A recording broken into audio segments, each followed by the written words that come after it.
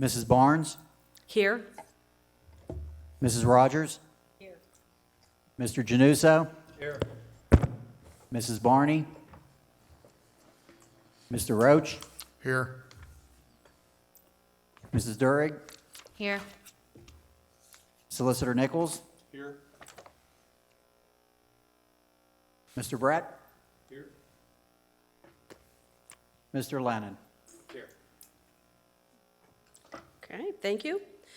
I would like to make a motion to approve the April 18th, 2023 minutes. Do I hear a second? I'll second it. Roll call vote, please. Mrs. Barnes? Aye. Mrs. Rogers? Aye. Mr. Januso? Aye. Mr. Roach? Aye. Thank you. Engineers report, please. Yes, good evening. Update on the Lawrence project. Larry's here. He'll fill any particulars in on the closing. But the schedule is as we indicate. We are still scheduled. We believe to close tomorrow. There was a bunch of hurdles today again, but I think they got through them all because everybody got sample signatures, which was a good sign towards the end of the day. One of the items that come up last month, and I just did a quick check, the tapping fee for the residents keeps coming up. And I just looked to see where you were at today. Currently, Theodore is $2,474 existing. Miller's Run is $6,500, and then some of the older sections are scattered about $700-800. Probably a year ago or so, the board had asked us, and we did produce a special tapping study to say, okay, what would the maximum permitted be for the Lawrence customers? The maximums, it was a big number, 15,880, and that's the way typically these come out. When you look at what is the maximum that you can charge, they're typically between $10,000 and $15,000. The future taps for the additional 120 EDUs that was in the study, that goes up to $18,000 that you could charge, which again, you wouldn't charge that much. It wouldn't go that high. At that time, I know they asked Walter to take a look at, and I think maybe Mike's looked at this even subsequently, how much the surrounding areas are as far as tap-in fees, and they range from $3,000 to $4,000 up to $7,000-8,000. South Fayette has a tiered structure, I believe, that they use, and it's around $7,500 average. We see that typically somewhere between $6,500 and $7,500 for new connections, like new housing plans, things like that.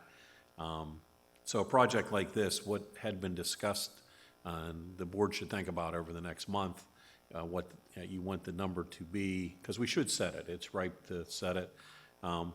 Somewhere between $4,000 and $5,000 was considered and discussed before. It would be less than Miller's Run, but it would be more than what it is today in that watershed for those 336 new connections. So there's not a wrong answer, to it as far as what the right one is, but you could set it at $6,500, the same as Miller's Run. But I do. You did a calculation when you did the financials for Lawrence, correct? Yes. Thank you. Yeah, it was used with 4,000 was the number. Okay, so we should be at least 4,000. Yes. Okay. So that should be the minimum threshold would be that. So. Okay.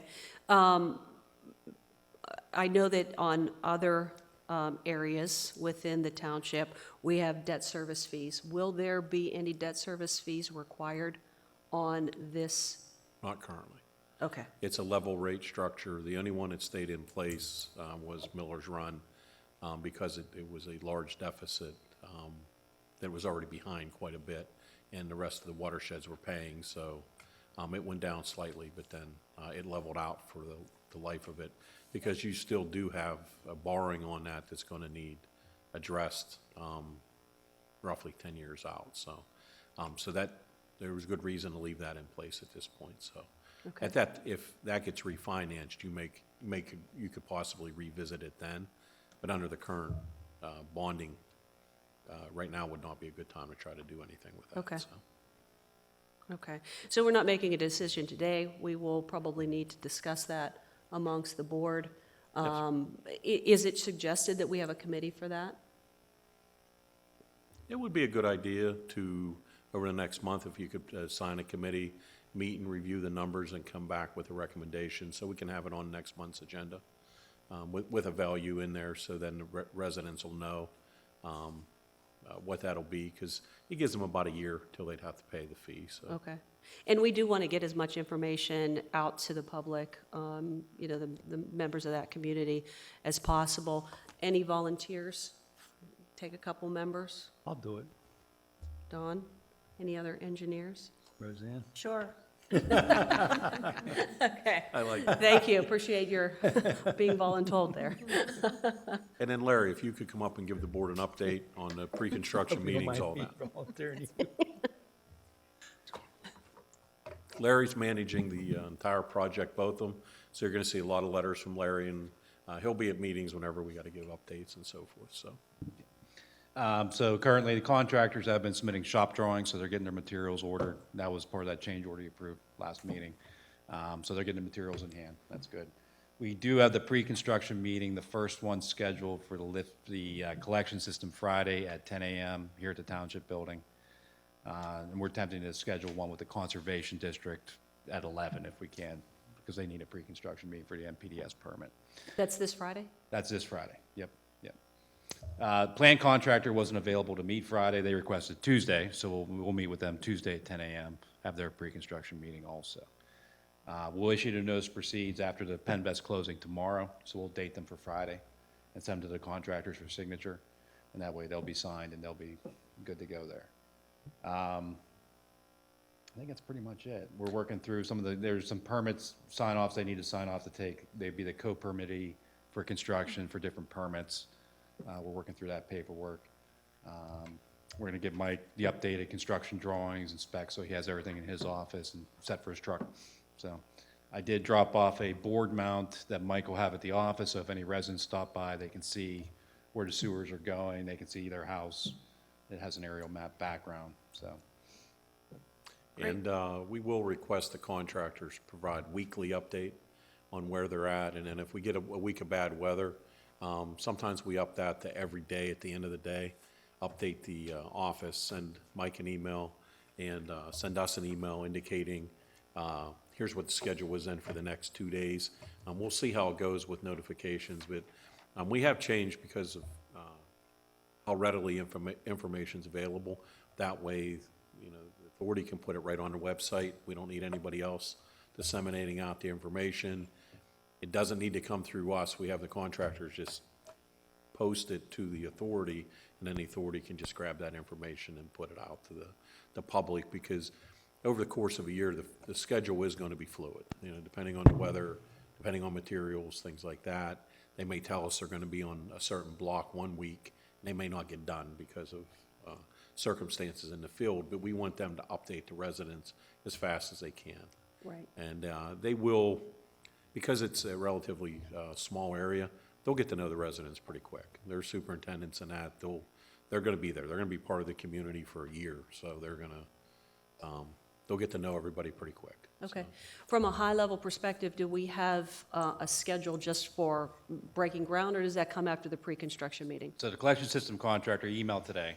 He's gonna start tree cutting in the right-of-ways next week, and he's gonna start digging. He said shovel in the ground in 2 weeks. Okay. So probably end of May. Treatment plant contractor, one of his early items is gonna be putting piles where the new SBR tank will be going, and then excavating for the wet well. And I haven't gotten a schedule from that yet. And he's gonna be putting safety fencing around the site. He's gonna drive posts in the ground, put chain link fence up. That'll be one of his first items too. But I'm sorry, that first construction, that's not the plant, that's actually in the community? that's in the community, the collection system, yeah. Okay, so, and the reason why I'm asking is that we had talked about having a town hall meeting in Lawrence that we can help to schedule. We'd like to have you, obviously, be running that meeting for us. And, you know, that's like really quick. I thought we were waiting until after Penvest was signed, and that will be tomorrow, so we'll have all of our ducks in a row there.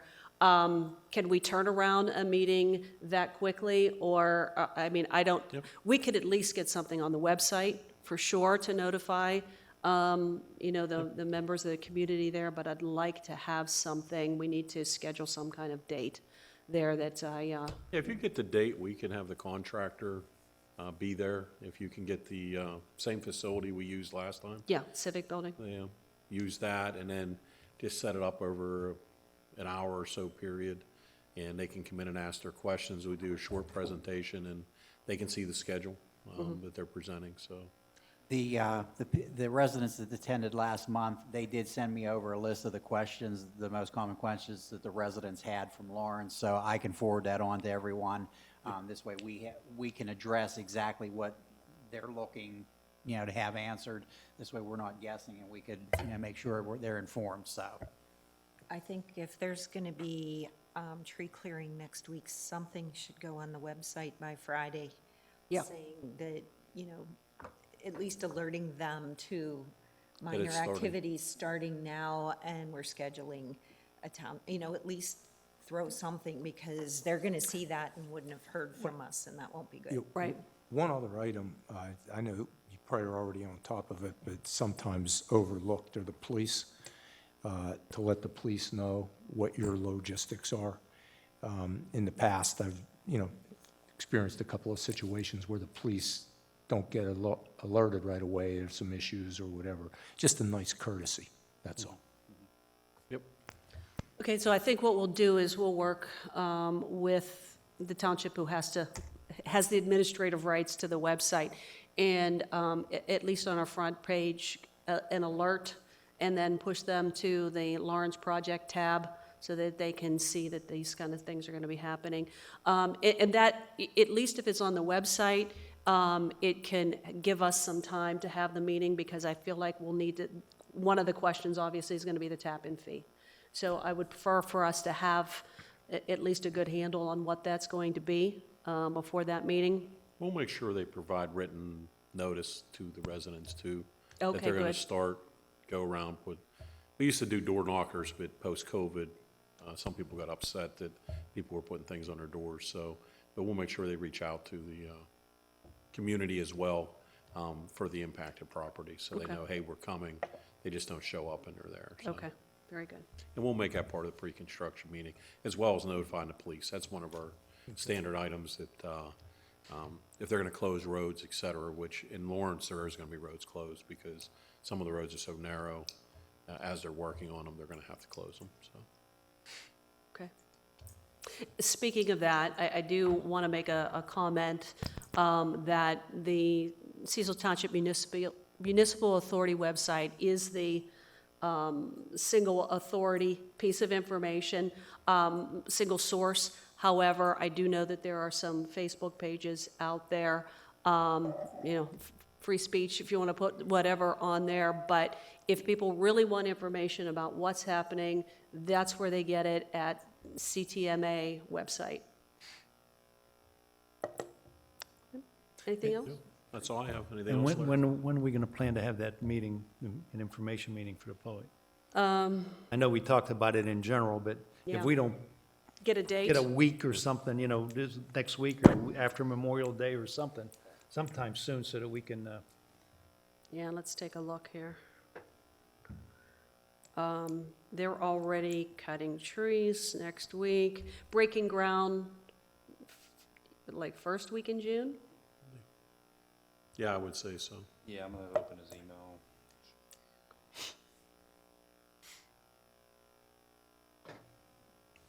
Um, 30th, Tuesday the 30th?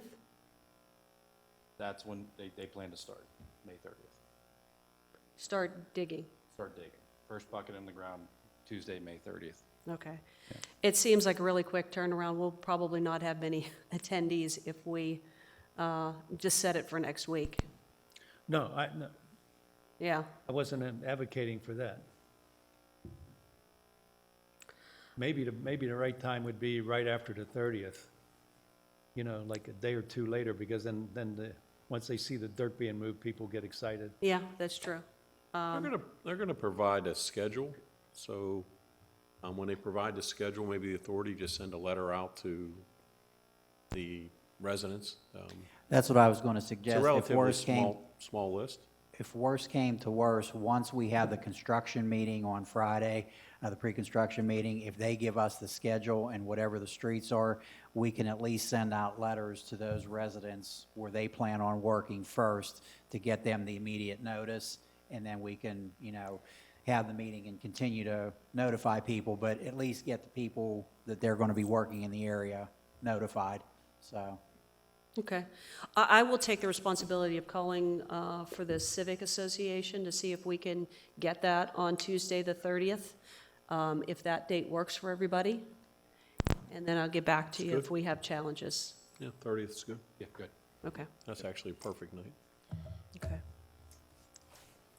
That's an odd Tuesday for us, so no meetings that night, so. If And you Tuesday- get a day's rest before it. so. And you're thinking, like 6 o'clock? Something like that, right after people get home from work, or? Probably 6:30. Let's just keep it Okay. the same as we No, that's have good. this meeting. Okay, Okay, good. good deal. All right, thank you. Thank you. All right, solicitors report. Okay, just several items for public comment. The CHJ litigation, just to refresh everyone's recollection, there were 3 parts to it.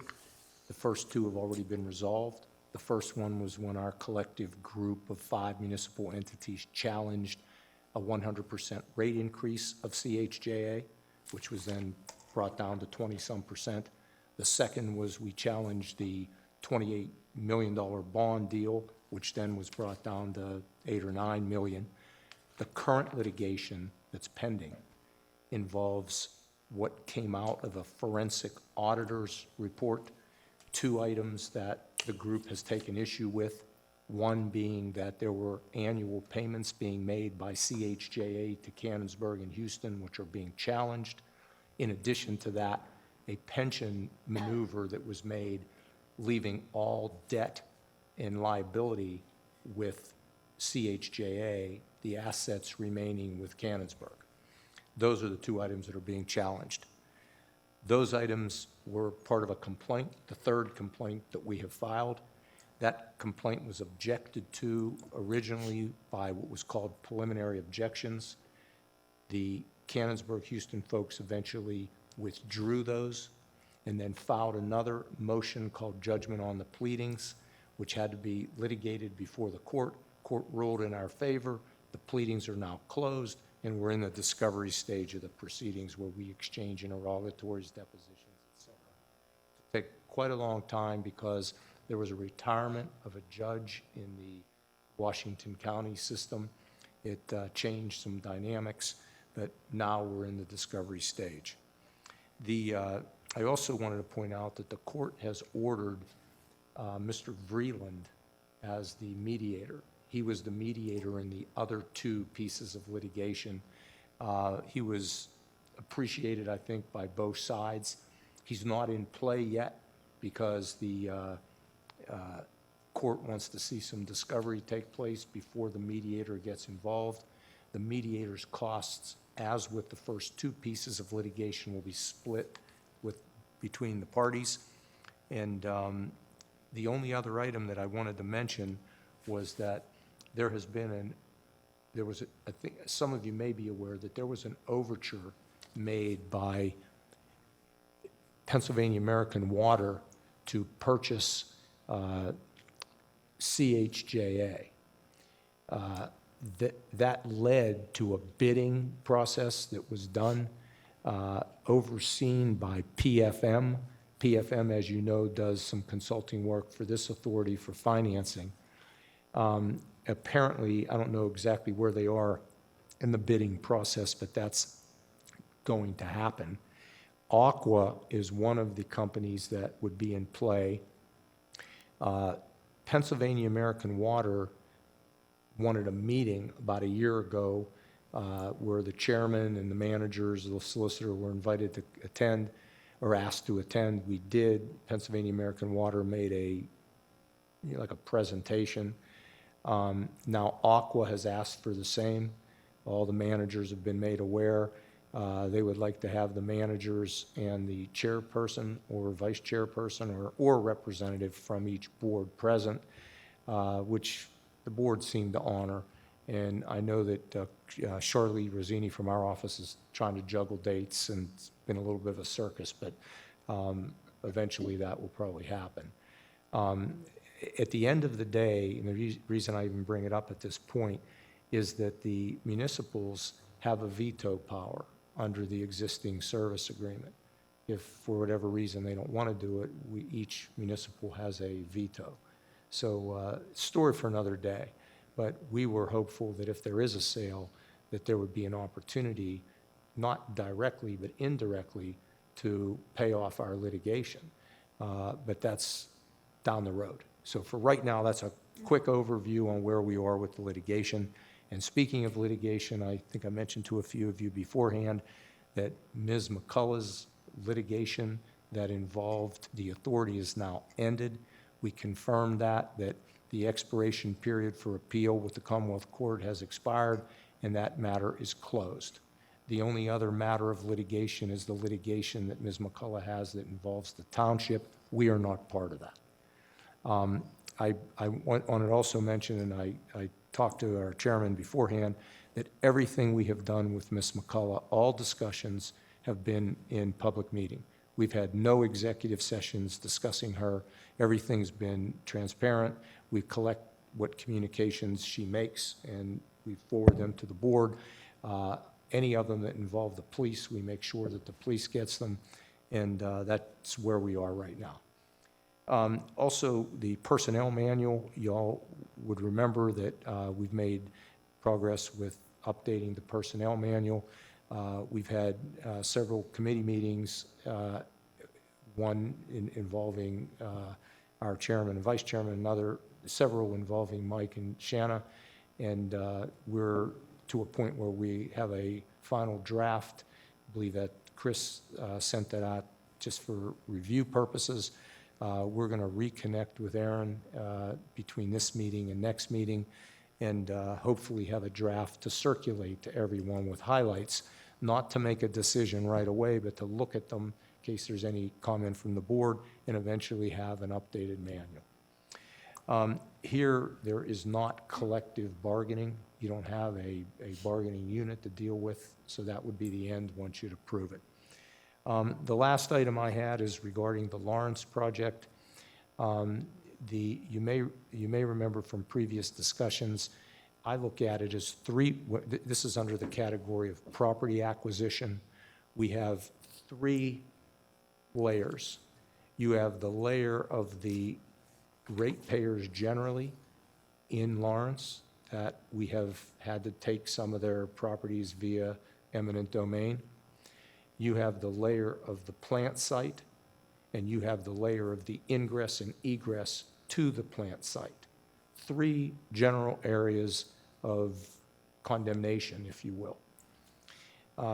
We are working now with the attorney for Mr. Nasser for the plant site, trying to get a proposal that this board would find palatable. Mr. Giannusso has been away, or not here in Pittsburgh, but early on, Mr. Barnes, myself, Mr. Giannusso, Walter, were involved in discussions on that. The chair's permission, I'd like to kind of re-engage Mr. Giannusso to at least be a touchstone, naturally not to commit to anything, but to come back to the board with something if that works, and if he's willing to, talk with us about it, because I know he knows that history. Ingress and egress as well. And the properties at large, those will just be dealt with incrementally if any of the property owners raise any issues, nothing that's acute. So that's it. That's where we are with the condemnations, and all the sites have been perfected. It's just a matter now of amicably resolving any monetary claims. Okay? So unless there's any questions, that's all I have. Questions? Okay, thank you very much. Okay. Next up is the business manager's report. Shanna? All right, your packets included the financial reports for March 2023. Is there any questions? No, just a comment. I see it's still tracking on budget. It all looks good. All right, and Mark Turnley, he is working on the 2022 audit. He's been out of town, but I spoke to him beginning of last week, and he was starting to prepare the draft of the audit report. So, Any challenges with that at all? I mean, hit any roadblocks of any kind? not so far, no. Okay, very good. Okay, thank you. Authority managers report. Thank you, Madam Chairman. Just a couple items to report on. Last month, I reported that the Ford pickup truck, the 14, the fuel pump was bad, so we had that taken care of. It was done, the oil was changed, and it was inspected. They didn't find anything out of the ordinary with it, so it's back in service and everything's good with it. Item number 2, the polymer pump for the belt filter press, we started having issues with it. Turns out that it's a specialty pump that was hard to find parts for, but we were able to find the stator for the pump. We replaced that. But the motor does have a flat spot on it, and occasionally it will not want to run. So we looked into purchasing a motor, and what I found out is it is actually a DC motor, and it's a proprietary motor. We were able to find it. I attached it with the my report. It's from United Industrial. We can get it, but the problem is the cost is $2,219, and it's not one of these motors where we can get it immediately. It's a 15-week lead time. So I would recommend, getting it and having it, because at some point in time, that motor is going to not want to run anymore, and that's a key piece of equipment for pressing sludge. It also can be capitalized, but I just wanted to make everybody aware of what was going on with it. So, Cool Valley project update. They changed engineers again, so I'm trying to find out who the new person is. I have not heard anything else to try to set up a meeting. Jack, I don't know if they have contacted you any further, other than the fact that I know they had some issue with their DEP soil portion of the permits. We haven't heard anything since last report. So they're not even close to anything on the sewage end if they can't get the earth moving permits in place. So, but I'll keep, working through with it and, try to get that solved. Item number 4, I let everybody know last month that the 2010 F-250 pickup truck is in poor shape and it is not going to pass inspection. I did do some research on a replacement vehicle. There were a couple of 22s that were possibly available. When they sent me over the window stickers, they do not meet the authority's needs. The ordering period for the 2024 vehicles has not yet opened, and they don't have any pricing available as of yet. They do know that they are expecting an 8 to 10% price increase, and if we ordered it once it opens, it could possibly take a year for it to come in. So if we would order it in July, we would see it July the following year. Wolson Wind Ford does have 3 2023 trucks that they have on the lot that just came in. The cost, including the CoStar's pricing, they're identical, would be $55,290 for the vehicle. If we upfitted it to add the safety lighting and the accessories, toolbox, headache rack, you're looking at another $4,100. I know we set aside $100,000 in the capital budget to replace these vehicles. I would recommend, the trucks are there. It's very minor what needs to be done with them. It would suit our needs. So I'm recommending that, at the will of the board, if they're willing to do it, I recommend that we purchase one. Okay, I did get counsel that we don't need to have a motion to approve this capital expenditure since the budget is in line with what you want to spend, and the budget's already been approved, so we can move ahead with purchasing of that truck. Okay, and I will do my best, if I can shave anything off of the accessories, I'll do my best to try to beat that down a little bit more, but like I said, again, I just don't want to end up us having to wait an entire year, so, but I want to make everybody aware of that. Do you have a plan for remediation of the truck that you already have? We can put it on municipal bid. I don't know how much we're going to get for it. That'll probably offset the price of the, some of the accessories.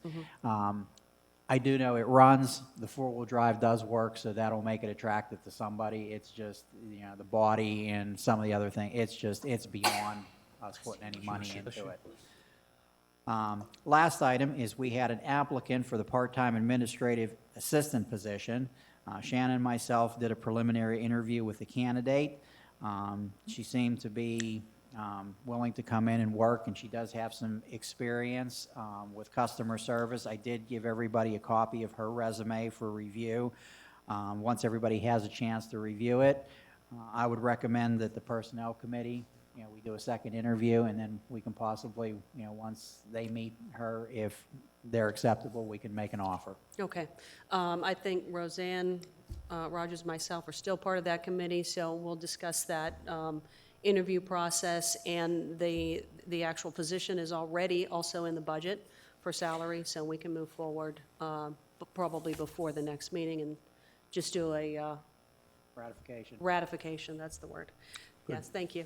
And then the last item that I didn't have on here is, you had asked me to do some work on the website. I did forward over to our web administrator to kind of change some of the stuff for Lawrence. It just hasn't been posted yet. I will follow up on that and make sure that, that is added and taken care of. So we'll move forward with that as well. Very good, thank you. You're welcome. Okay, next item on the agenda was a motion for executive session, but we've determined that we don't need that this evening. Any correspondence? Mike? Sean? No? Okay. All right, so we need a motion to approve payment of expenses and transfer of funds. I'll make that motion. I'll second that motion. Roll call vote, please. Mr. Januso? Aye. Mrs. Barnes? Aye. Mrs. Rogers? Aye. Mr. Roach? Aye. Any comments from the floor? All right. With nothing else on the agenda tonight, I will make a motion to adjourn. Do I hear a second? Second. We don't need a roll call vote for that? Aye, aye, Everybody aye, who aye, says aye. aye? Old habits are hard to break. Did you hear that, Jack? Thanks, everyone. Almost. Well done. Still pretty good.